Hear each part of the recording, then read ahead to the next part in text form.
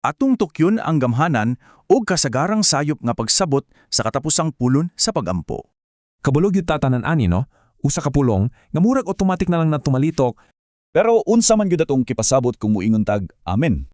Ang kasagarang pagsabot walay gyud makakuha sa tinuod nga gahom aning pulunga. Okay, tan-awon nato ang bersikulo nga nag-able sa tanan. Karon, ang nindot kayo ani kay ang lohika nga naa sa sulod. Kining pulunga, maoy direktang nagsumpay sa buhat sa Ginoo ngadto sa atong tubag sa pagampo. Og klaro kaayo ni nga nagpakita sa duha ka bahin. Ang Ginoo kananay mag-una.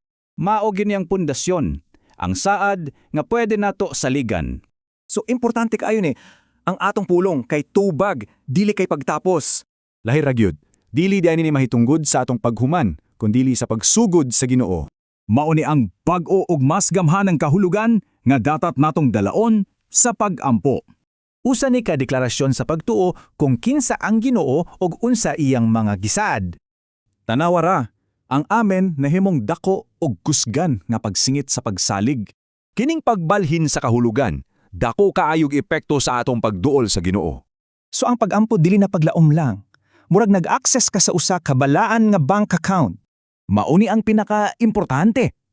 Gibago niniin ang pagpanganahong nga ngadto sa lig-on nga pagsalig.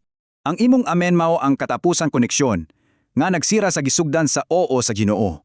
So dili ni tuldok, usa ni ka exclamation point, puno sa gamhanan ug malaumon nga pagtuo.